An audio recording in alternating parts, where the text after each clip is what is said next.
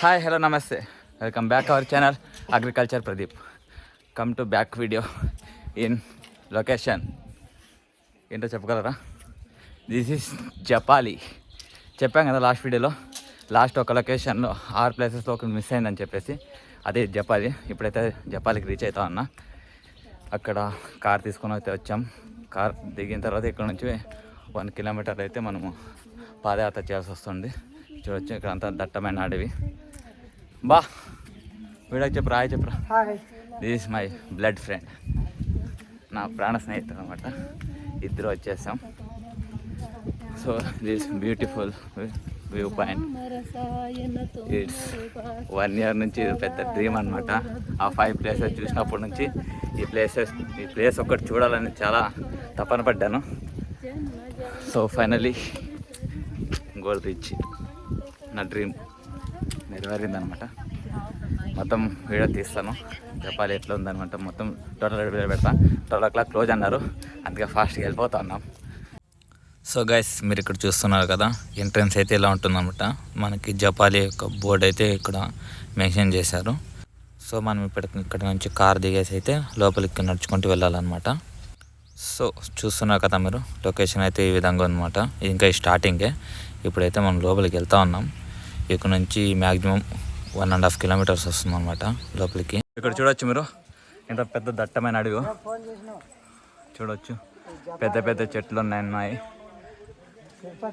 ఒక పుష్ప 2 రోల్ ఇక్కడే అనమాట షూటింగ్ జరిగినది. అంటే ఇక్కడంటే ఇక్కడ కాదు, దీని ఆపోజిట్ ప్లేస్ అని చెప్తా ఉన్నారు చాలామంది.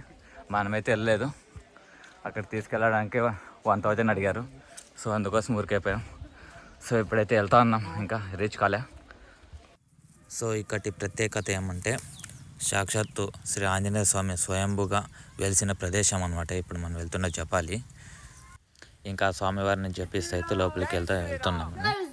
జై శ్రీరామ్, జై శ్రీరామ్. ఇక్కడ చూసుకోవచ్చు, మనకి బ్యాంబూ ట్రీస్ అయితే ఉన్నాయి చూడవచ్చు. అంటే వెదురు బొమ్మలు అనమాట ఇవే.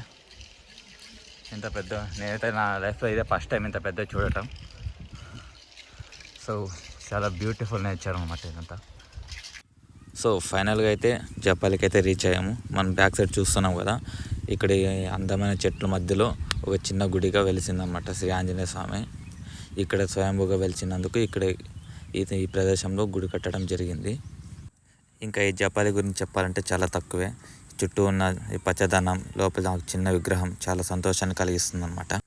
ఇంకా పోతే ఈ పెద్ద మామిడి చెట్టుకు స్వయంభూగా వెలిసిన వినాయకుడిని చూస్తే చాలా ఆనందంగా ఉందన్నమాట.